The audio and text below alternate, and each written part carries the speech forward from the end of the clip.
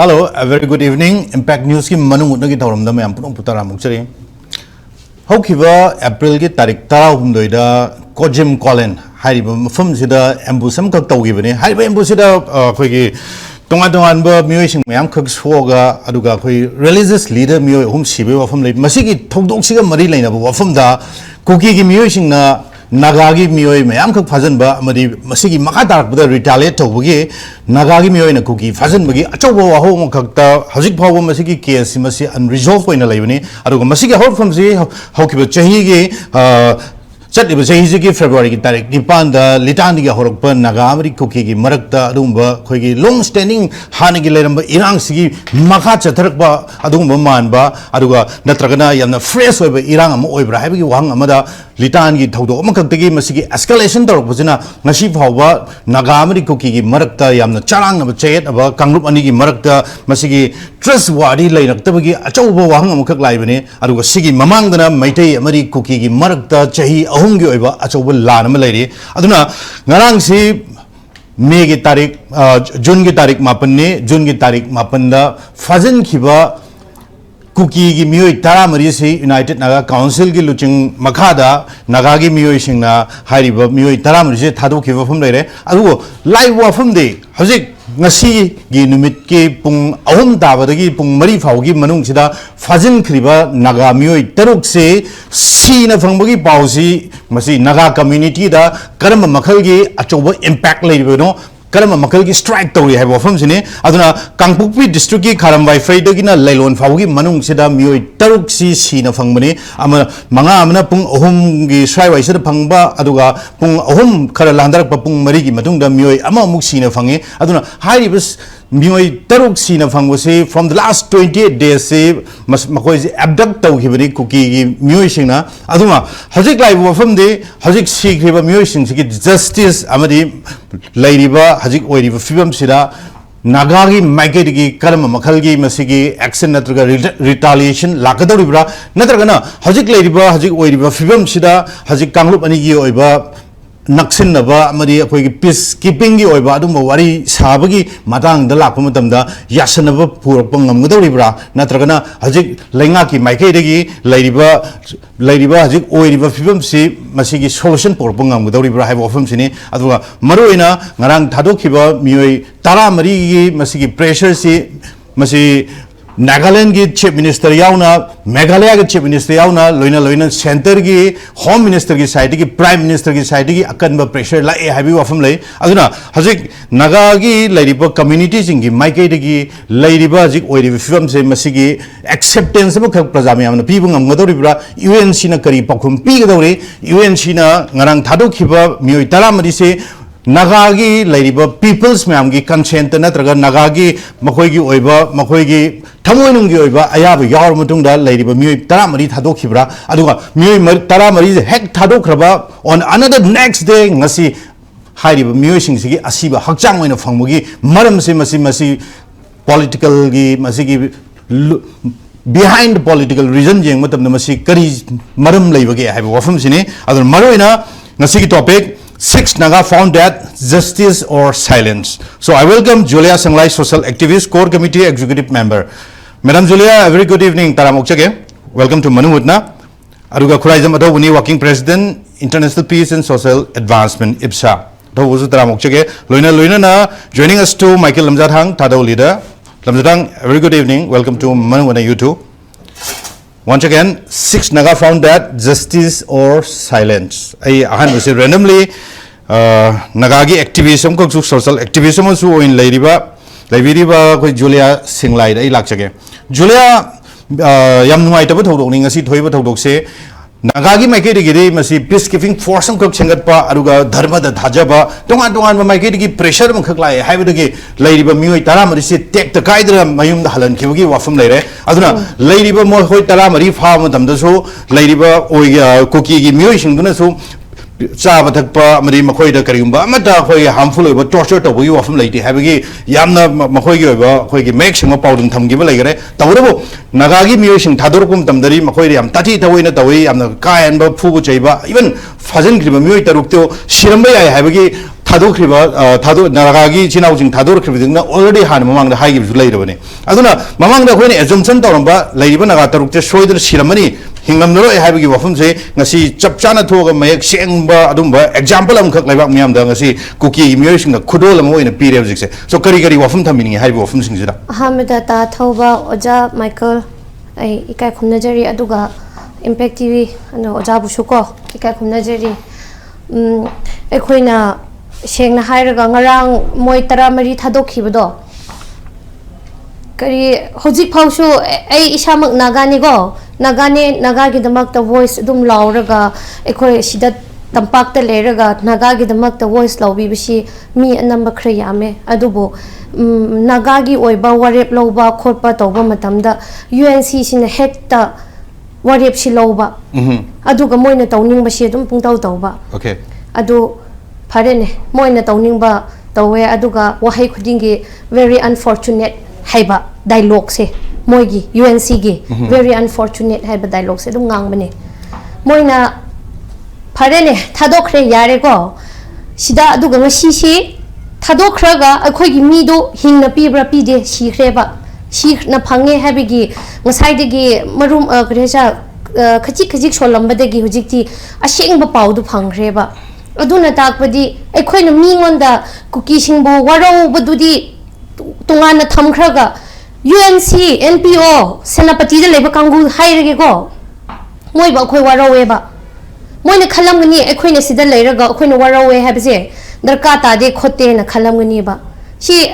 shoibadi ko akhoi naga singi shoib naga aidi naga shu haining dre ai si sengna hairaga khara leiraga aidi oja michael hoigi hokip on khreshra hainu su marak marak ta khan khre hojikti sengna haira aidi naga su oininge ikai ba ma shi yaw khre ba naga ma oibegi karigi akhoi ikai bisu khangdraga moina tawning pung tawba aduga praja singsu ka hoji comment do oishno khoilaw lawgani yade UNC na si tawba yade khote du da haigani aduga lawi ba singdu sune UNC dana wa ma haibu ganda manak ta chatlaga karino ma su tok thokpa ngamde ba aduga sida khoina ngang ba singse akhoi si pura karino thabak leitaba punglaw lawba irang pamba gumna ta hankhre ba moi karigi cookie singduna moi akhoi gi mi si sigre ngarang handi phangdraga ngarang moi gi mi hek thado ga ngasi phange ba ko ngasi phangbase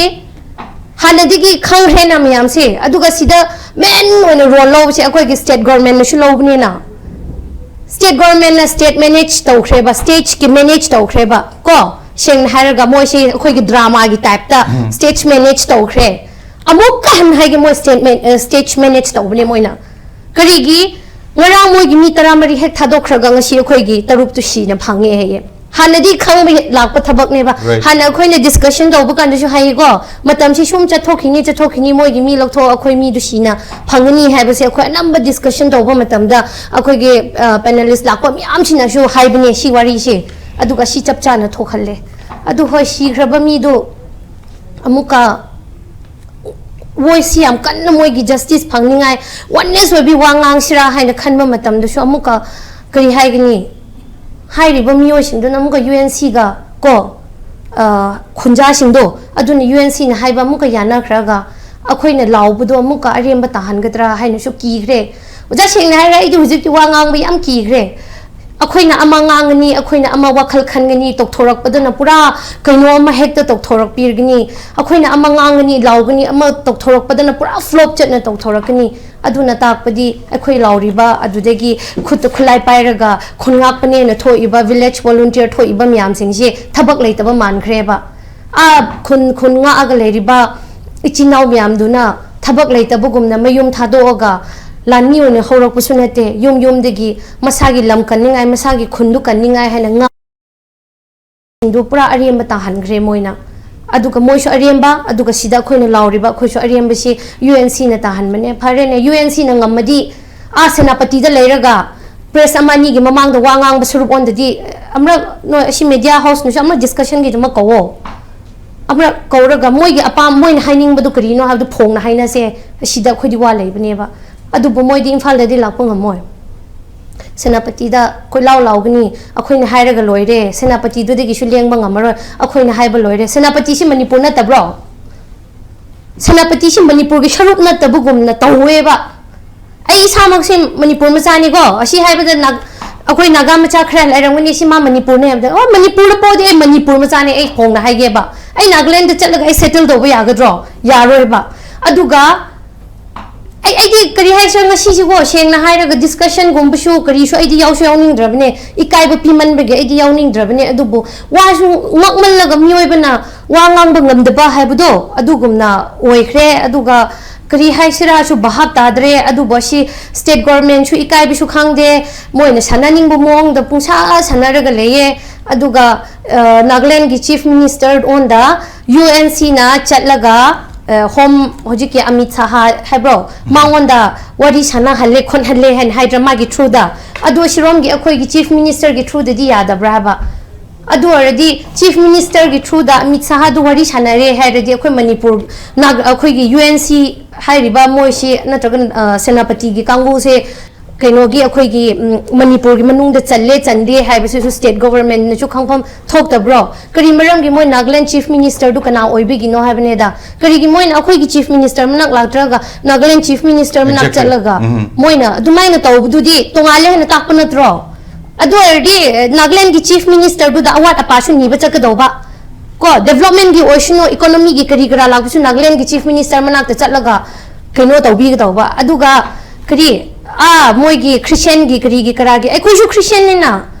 adu Bible pa da bazat la cookie sing do Bible da sastra da haiba ma leibni go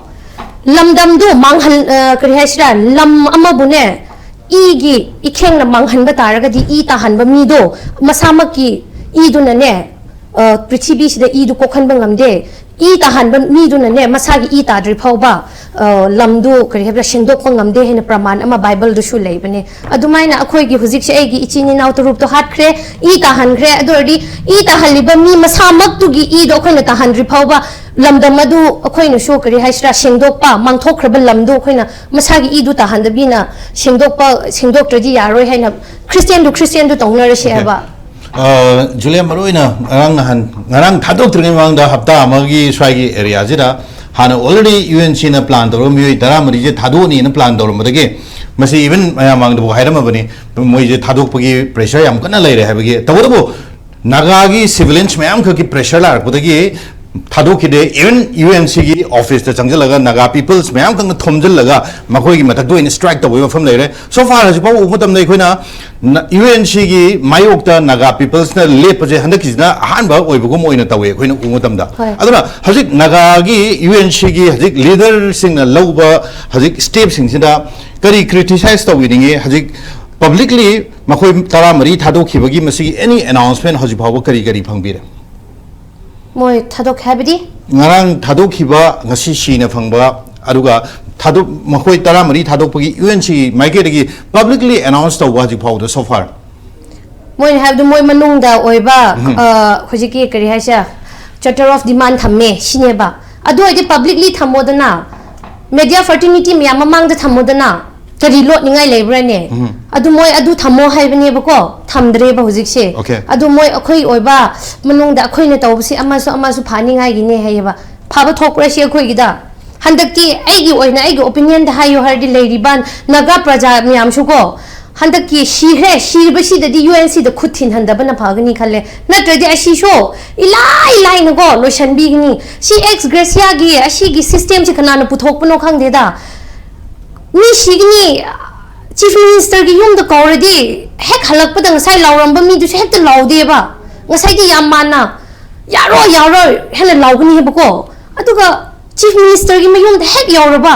halak pa da yam chume hai na ngasai gi lawramba mi du hek ta tap thai ba si ex gracia gi system jin na sho ai khoi gi kholaw si ai khoi gi voice in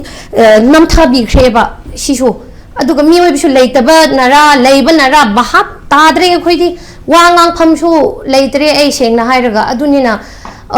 UNC na tawba thabak se yam yaning de moi unda kanani yaning ba lebra shu yaning de ai shu yaning de mi shu yaning de kanana shu yaning dre adu bo handak mi tarup shi khre ngarang so shi budu moi hanadi ki khang mane adu di moi naga ama na naga bu mi nam ba natro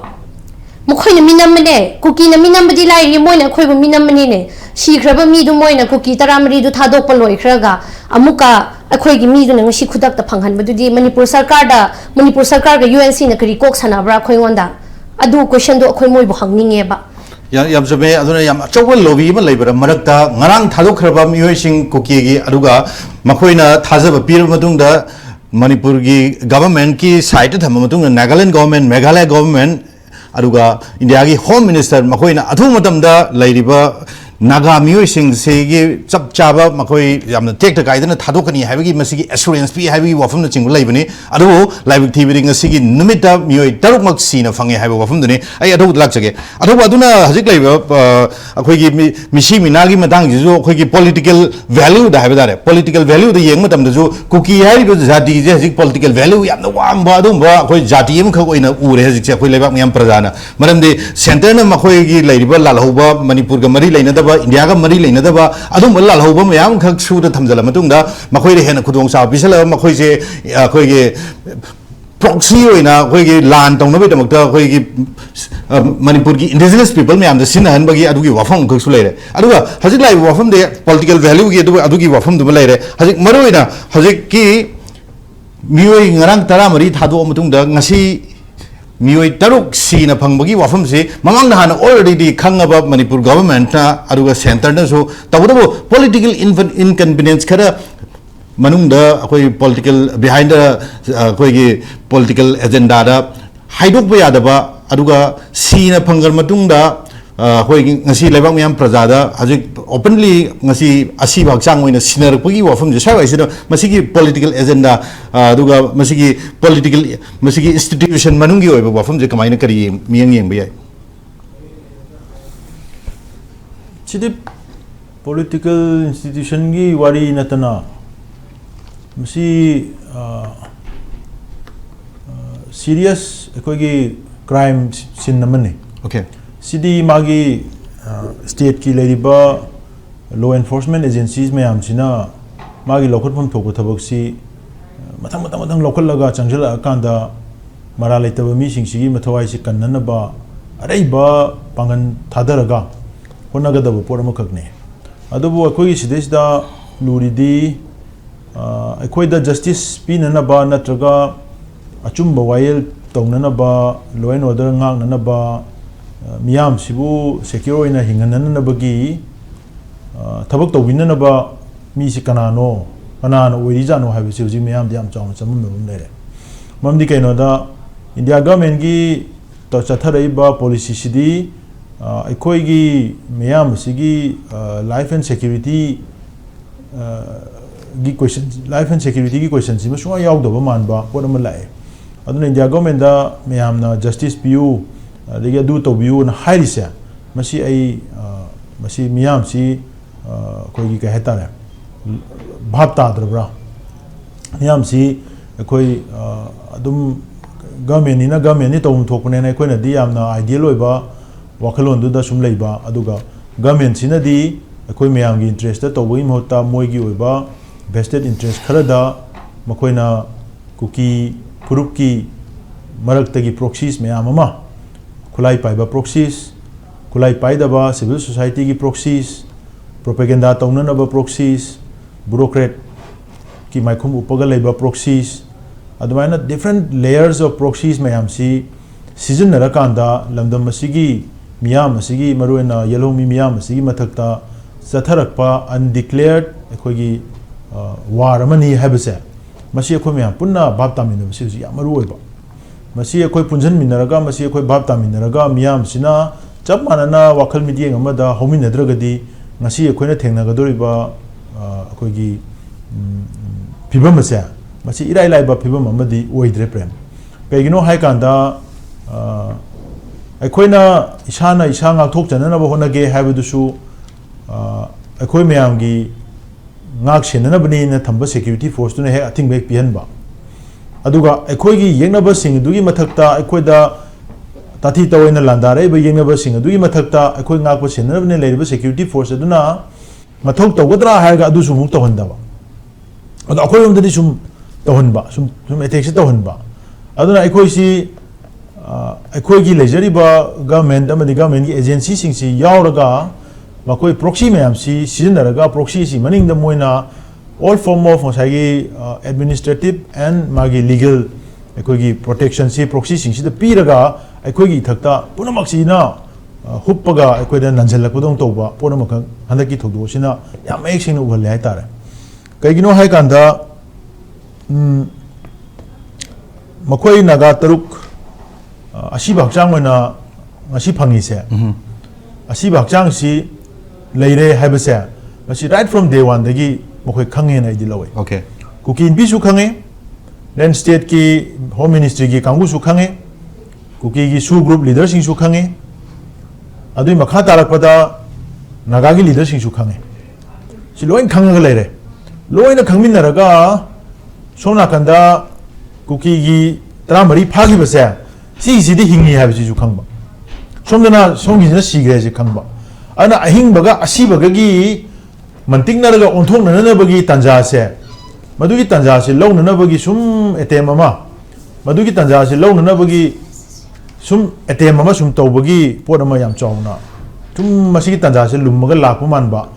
ꯍꯥꯏꯔꯤꯕꯁꯤꯒꯤ group ꯃꯌꯥꯝꯁꯤꯒꯤ ꯑꯣꯏꯕ ꯃꯣꯏ ꯃꯁꯦꯟꯒꯤ ꯃꯔꯛꯇ ꯄꯥꯎꯁꯦ ꯐꯥꯎꯗꯣꯛꯅꯔꯀꯥꯟꯗ ꯑꯗꯨꯃꯥꯏꯅ ꯆꯠꯊꯔꯛꯄ ꯄꯣꯠ ꯑꯃ ꯌꯥꯎꯋꯦ ꯑꯗ ꯑꯩꯅ ꯉꯛꯏꯗꯤ ꯀꯨꯀꯤ ꯅꯨꯄꯤꯅ ꯈꯪꯕꯗꯨ ꯌꯥꯔꯦ ꯁꯨꯒꯤ ꯇꯦꯔꯔ ꯒ꯭ꯔꯨꯞꯅ ꯈꯪꯕꯗꯨꯁꯨ ꯌꯥꯔꯦ ꯀꯣ इवन नागागी सीएसओ ना खंगुदुसु यारे बट गवर्नमेंट ना खंगगा गवर्नमेंट की लेरिबा स्टेट फोर्सेस देन मागी इन्वेस्टिगेटिव एजेंसीज मखोय मयामना सिगी political ngasai prem na hai dumaina politically bargain tongnarakpa civil society then magi legislator to MLA political party to moi mase khangna naga to ngasai gi kuki na khang sigi masen gi marakta negotiating ekogi kainoma ground ma create tor ko se sigisda state ki agency me amna magi paikhatpum thokpa ekogi law will take its own course na habido adugi law will take its own course si law si magi course break pharaga leigi si kai gino have wang sine ana khoi ja law and order ki institutions me am se law and order nga na institutions me am se masi law na fail oi rabra masi cookie terror group ta India की proxy सिंगसिदा लोइनमक surrender तौरगा मखोइसि मोइगी tools वेना एखोइ थक्ता लान ताबद मतेंग पांगना ओइना लेरब्रा हाइबा वाहंग सिउ याम चाउना लाए अदा मसिगी अकाउंटेबिलिटी सि होजि कनाडा फिक्स तौदोइनो होजि लुरिदि राइट फ्रॉम डे 1 मोइना हानो फागिबो नुमिसिदा हालमनि हाबजा खोइदि दुम ममांदसु अदुम हाइबनि अदुम हालमनि यारोय मरमदि हाइबा सिगी अखोइना थेंगरिबा कुकीगी खुलाई पाइबा ग्रुप मरुइना रिबेल ग्रुप बारबारियन मयामसे मखोइदि सिंस हिस्टोरिकल टाइम्स आई पाइपु मतम 18th century की मतम दगिने सिगी लमचत से मोइदि चलगा लाए थोगम तौरगा हेक्ता मीजे हेक्ता बामेन तादना हेक्ता हतोबा अरेगिदि फादर पुन्ना मोइसि मुक सबड्यू तौरगा कांदना अखोइ लान ग्रे सोइग्रेना हेक्ता एपोलॉजी टेंडर तौबसि याम थुबा अरेगिदि तौजरवेन हाइर मचाखरेदना अस्वाइ योगा लेखलगा मु केनो हेक्ता उबा सिगी यामना चौखतबा यामना अनसिविलाइज होइबा बारबारिक अटैक अखोइगी कैरेक्टर्स बारबारियन की कैरेक्टर्स है मचिनदि क्रिश्चियन ने हाइबा अदुबु मखोइदगी हेना डिसीटफुल होइबा ट्रेचरस होइबा क्रिश्चियन मालेमसिदा लेना मुदो मानदे मोइसे अदुगी मते मचिन थीबा फोंग मचिन थीबा नंग कखोइगी लाई सोलगा जीसस की मिंग मचिन थीबा मिचम हटपा हुजे हालिसिदा रेवरेंड यावरिने चर्च लीडर यावरिबने चर्च लीडर दबु धर्म खाइब्रो हा मोइ शेड्यूल ट्राइब नातने ने मोइ याम हाइदाने अखोइ चिंगी हिल ट्राइबल नातनी गाने हाइदाने अद ट्राइबल की चर्च लीडर हाटपदा मसादा नाचुंग फाउद्रिबने अफा फता तुममां काइन येंगदेबा अना सिगी मोइगी लेदिबा सिगी यामना इनह्यूमन होइबा बारबारिक होइबा कैरेक्टर्स है दीज आर कैरेक्टर्स मखोइदा मसिगी ट्रेट्स है सिंस हिस्टोरिकल टाइम्स अदु ngasi फावबदा 21st century यौरा फावबदा मखोइने फनाम इंग्लिश ngang हेरमबे याय gospel की कनो में आममा पारंबे आए but the trait are still within their blood मधु की characters है हुजिक सुमोई की trait यार गले मोई ngasi bureaucrat officer में आम ले रंगनी अदु ले रंगनी को अफी में ना से इंग्लिश के यांगांग ngani but this barbaric and treacherous traits है ngasi मोई दा दुम यार गले अदु की reflection ने मरंदी मोई ना मतमदु दा सोमला कंदा कोजिम दा हाथ खिबा थादो हुमसी नागाना हाथ पनी है सी मोई कराय दगी करी evidence proof करी लेके एम खंगबनत्री लेक नुमितुगी नुमितुमक्तदने अना चोला कंददी अदुगी कांगुदु Moyna हाटपने हारिमने मरमदि केगनोदा Churachandpur tawriba program aduda thado Baptist convention kuki Baptist convention hayo yadaba adu ma thado gi church leader ne ba batu na mami on den hapu gi mana yawo na tawduna leigraba aduna moina adu gi thorom se kuki haiba wahimda yahondana thorom se pangthoruga halakpada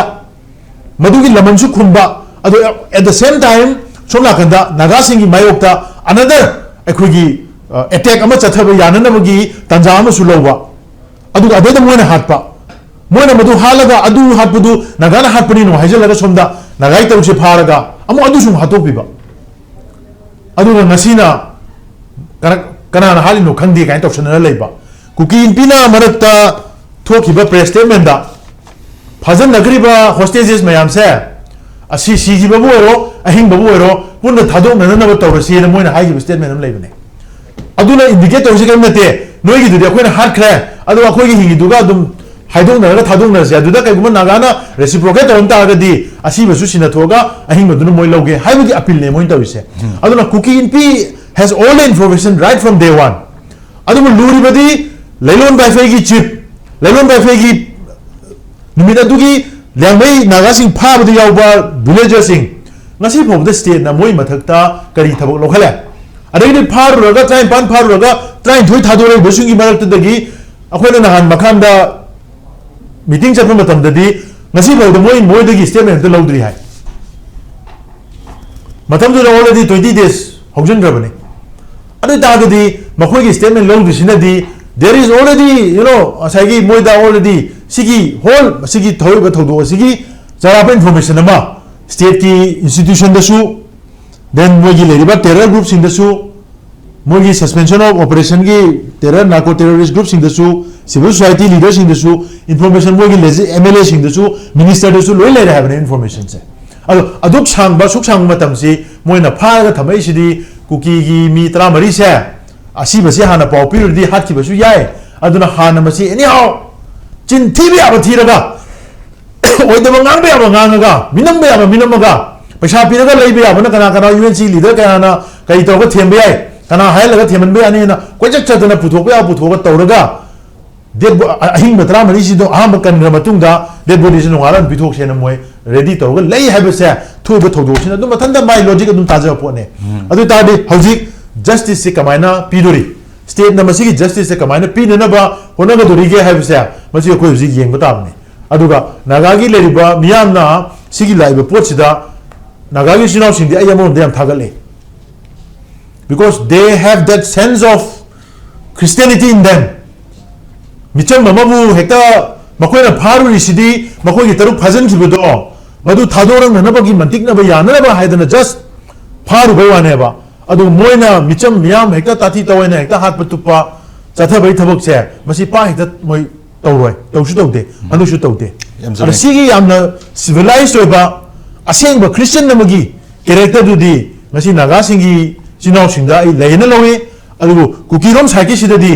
ai moi ji Christian ne na recognize tawsu namde adu ga makoi gi lediba terror group se masi 21st century da hingna lehenba yadaba most barbarian aduga most inhuman aduga yamna hinjaya tamba mirakta lebe adaba aduba jiba makhalama ngatani makoi si india government matam chana lakshan gi habra natraga makoi yoga ko de lanta haliba thogdok che maji sumai sum chatha leita gadi yamna natei chadaba phiba mamada leba se soidana adom do on ki ba yabagi khudong thibedo lakani ne mai thamje actually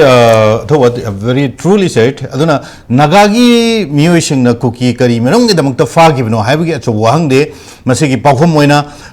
phajin kriban nagagi miyosing se amona thadorok na bagi damak ta kuki miyosing jiga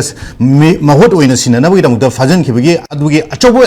example ma haibabu hojek laiba khoi gi miyosing Nagana hana sigre khangaba matamda phawba lairiba kuki gi miyoi taramari si tek de gaidna makhoibu yamna ka henba makhoida makhoi gi awat pa mayam khakta mateng pangbir madung na makhoi ji yam tek de gaidna thadorpani asigi mahutta akhoi gi lairiba nagagi miyoi singda oi yam tati dawoin tawba mari phubu chaiba aduga sigi madung da mu hat patupogi wafum dugi ngasi thoiba thodok sina masi achobo sakhim khaksu oiribane aduna hajik nagagi amna religious Christian amakak oi habagi adugi adobugi example really appreciate ai Michael da mung lak chage aduna Michael maruina khoi gi state ki equal agency am khakti u gi dre habidare handaki naga amadi kuki gi abduction gi case da aduna state na mioi taramari thador navida mukta tongan tongan makhal gi appeal mayam khak tawgi ba even naga gi tawde habti naga gi su am tawi tawdi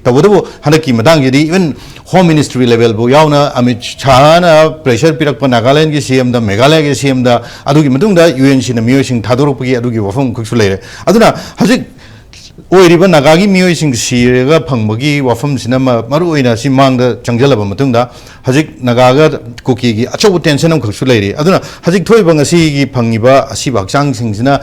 maram am oirga hajik irang se hen anobu tension am escalate tor ba bagi any possibilities leibra kari wafam thamba anytime adum tension se adum lei between 13 May dagina masi fawa se sida 10 June sida at least 16 people have lost their life. Maruina Tadogi pastor church leader ahum ama adudagi dolang dagi chiru gi civilian ama adumain toduna dagi loibol dagi yahum adudagi amuka pongringlong dagi ama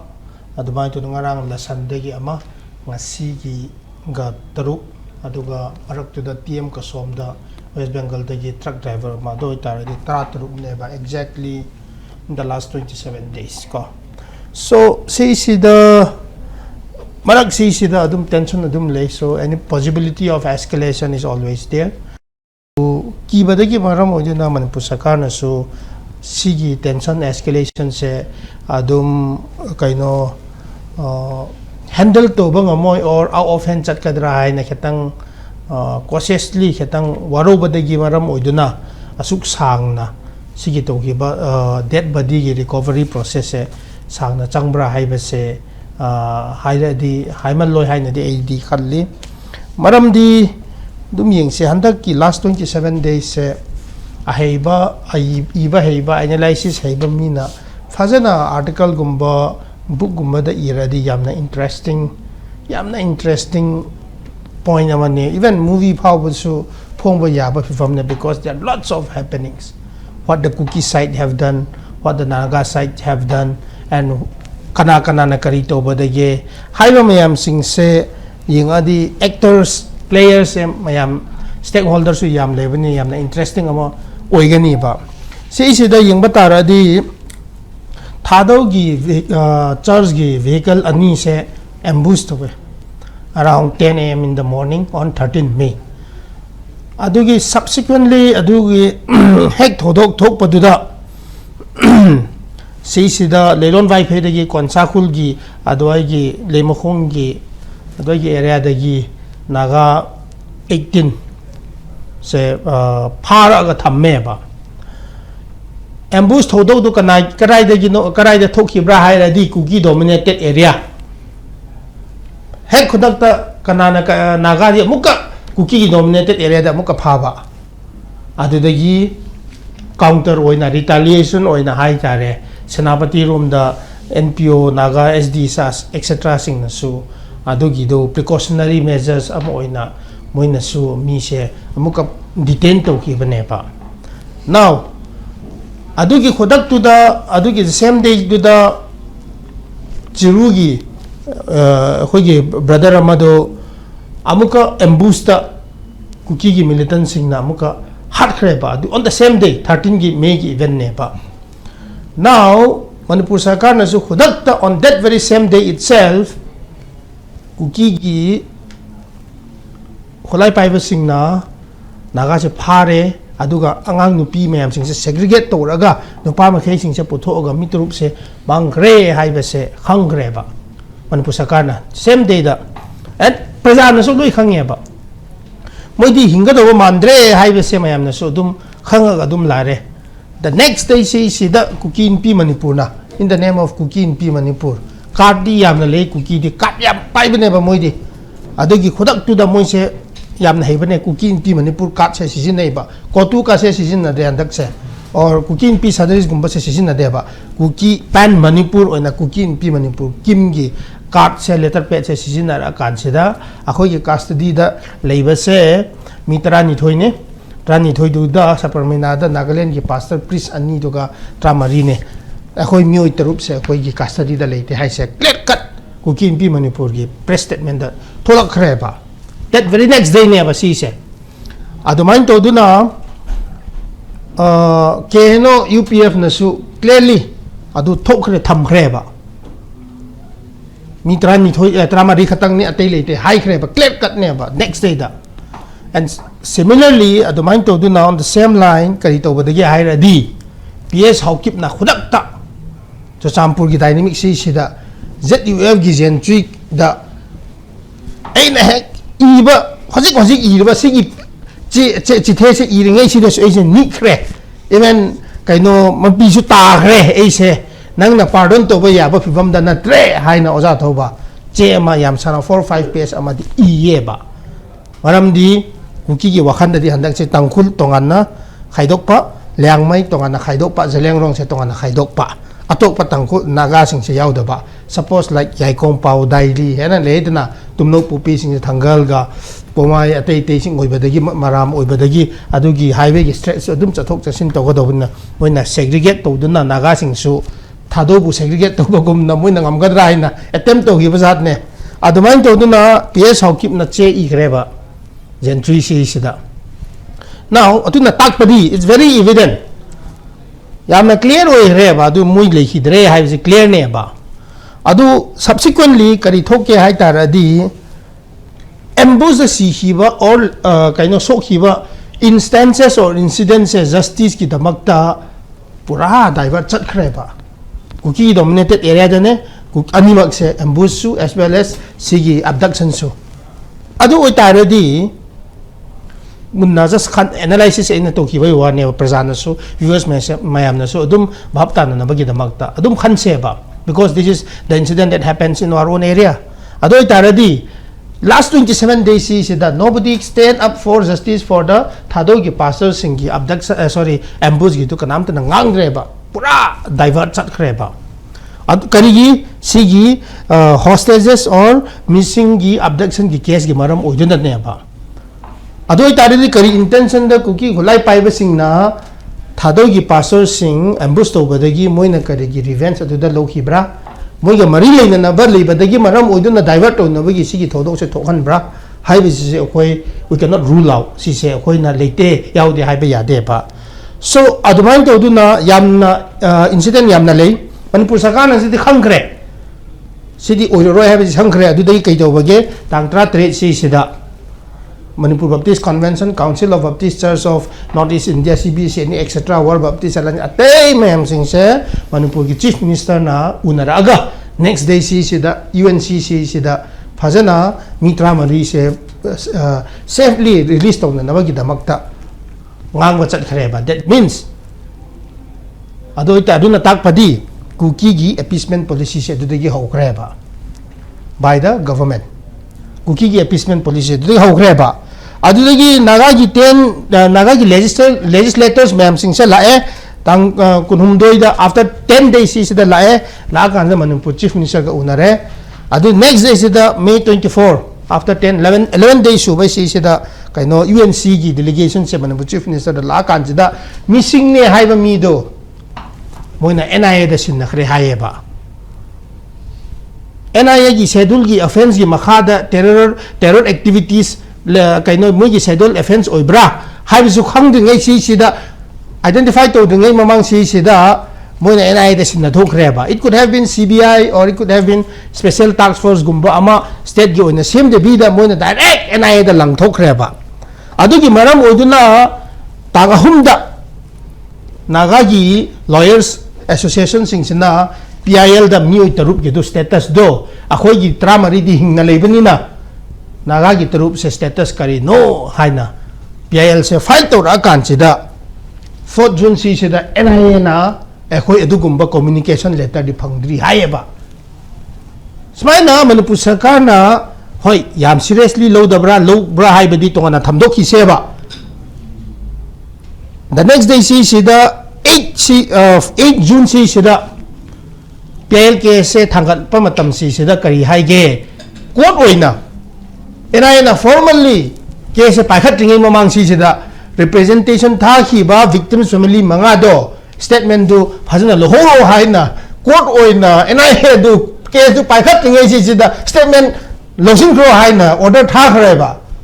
So we are Manipur government na seriously paikhatte haiba se aina haijaning ba si sida they lack seriousness. Aduga on the other hand UNC oiro kainogi ansam oiro naga legislators oiro atay mayam oiro manju sakar oiro atay mayam sing se justice ki damak te khoi wak to ba mathau tai ba ngasi se aina mioi taruk khatang na te ba thado passer so atay mioi tratru in the last 27 days sida si ba tratru needs justice not only for these 6 as well. So adoy taradi combing operations na hangi suk chat te ba ngarang ngasi yuk chat le ba after getting clearance from Kuki militants adu degi matungina mitra mari do mogi terms and conditions is da khangna mi leiba do khangna security na nga e ha biso khangna Kuki gi militants gi terms and conditions gi yana de ngai mamang si da combing operation ji maming oina chat ta ki ba ngasi gi di khangna pre-arrange to bo loiro matung si da combing operation chat le haina mi in less than 1 hour oza thoba they have got their dead bodies. That adugumba drama pre-arrange gumba togum bumba say how can you expect the people of Manipur not only the Nagas mayam sing say akhoi kamai na pain gani ba so you cannot expect satisfaction from the conduct of the government ki conduct say da praja mayam sing say akhoi satisfaction phang de ba. So adoi taradi ojina hajing ba point di yengche ba mayam na naga mayam ki frustration naga mayam ki pain de ba. I totally understand the sentiment of the Nagas. I'm with them. Sige film si sida. But UNC nisu yagada yaroda as an apex badia mo na nagagi apun bagi collective aspiration na pai bani na what are we expecting on the other hand UNC na step lo khol liba mayam si sounding ba yam yaw tar ba su ko kidi mo di phajana calculation leibne ba mitra mari se Kuki sing na High Court or Supreme Court that thadok piu hai na case amasu thangat ba it appears that they don't value the life to sinaba yawane ba last 27 days si sida court na legal steps the any commission human rights commission any commission si sida mogi hostage the detention the thamki ba illegally detention to mo se thadok piu hai ba wahi se legal steps se amata lok paikhat ba that shows that Kuki sing na mingi tramari se yam maru ina low de ba or moina khangbagi overconfident oibadagi underestimate to badagi maram oiduna Manipur sarkar se granted the law so hard loi haibagi kot na kaino ina low bagi gi granted oina low bagi ra so sigumba yam na inhuman oiba ko mentality gumba leba se Manipur di chawkhat loi ba so adugi maram oiduna aina ngasi puthok ningba point se esing na haige Kuki tramari ne naga tarup ne ba sigi weightage to na ra kan sida tramari se hingna tholae tarup se sina thodae ba adu isi marak si sida UNC na su naga mayam gi aspiration se justice se ne pame ba. Now big question is Kuki dominated taba naga mayam maru ina konsa khul se adu gi lamdo thado ga noi anak pa safe and secure ba jaga da hongdo haibra. Who will take care of the safety and security of Nagas living in Kuki dominated areas? Or they will be like Thado gumba ki type da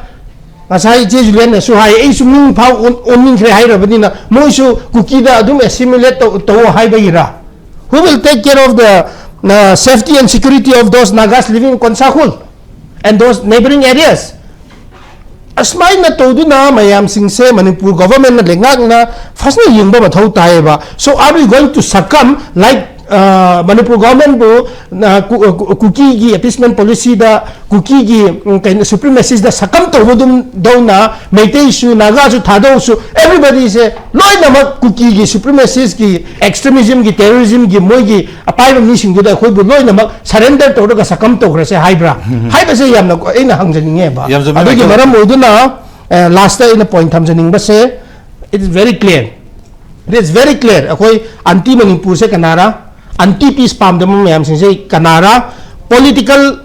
power su pai ba naharon gi power su paiba somda tawning tawa tor taru somda political power paibani na ako se dum to haibe yaba vivam si da lag taradi the people of Manipur will never tolerate this type of culture and this type of dual power paiba gumba se Manipur praja nadi kayam koina khangbang mo have se idman thamsage